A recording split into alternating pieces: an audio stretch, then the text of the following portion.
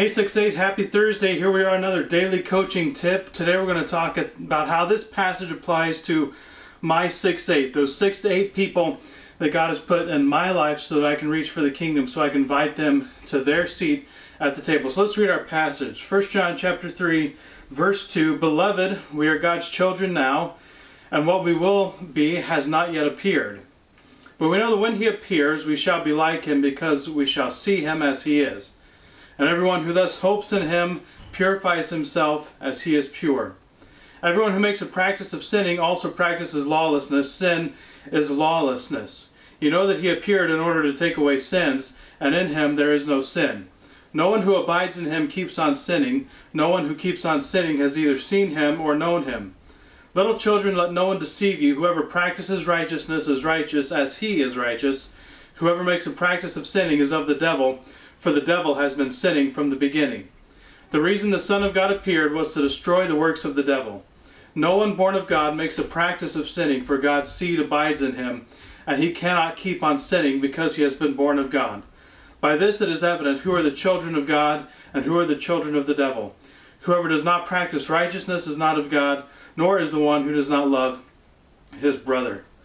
I just want to go back to that verse that verse 8, whoever makes a practice of sinning is of the devil, for the devil has been sinning from the beginning. The reason the Son of God appeared was to destroy the works of the devil. And then verse 9, no one born of God makes a practice of sinning, for God's seed abides in him.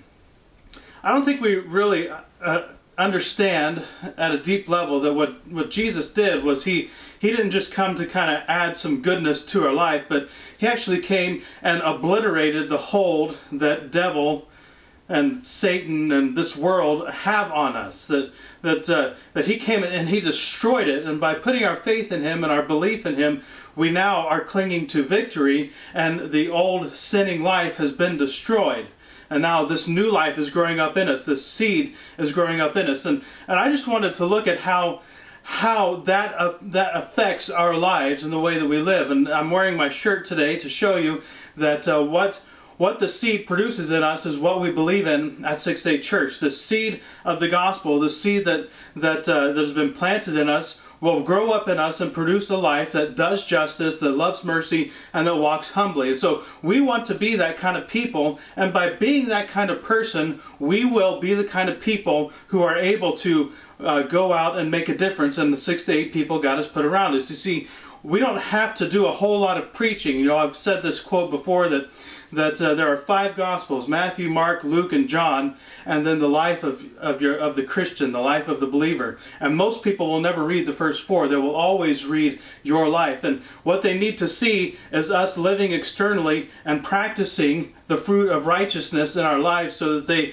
they can see what it looks like. They can see what the redeemed looks like. They see what it looks like when sin has been destroyed, when the hold of the world has been destroyed, when the devil has been destroyed. And so that's why we harp on it so much. That's why we talk about it so many times, because we really want you to understand.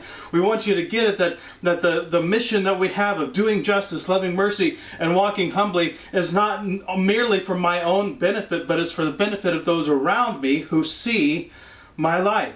And so we want to live lives that are producing this fruit on a regular basis, where when we have the opportunity, we do what's right. We look at a situation to what is the right thing to do. That's doing justice. Do what's right in this situation. We love mercy. We are the kind of people who are not just merciful, but we love being merciful. We love having mercy. And so we're trying to be that kind of people, and then we walk humbly. We don't walk in pride and arrogance at the fact that we have everything all together, that we walk humbly because we realize that there are other people out there that are made in God's image just like us. We don't have anything to be proud. We're all equals. We all deserve the same treatment. And so hopefully that'll kind of help you on your way this week as you think about how you can affect your 6 to 8 people. It's because God has crushed sin, and now the seed of doing what's right and loving mercy and walking humbly is growing up within us.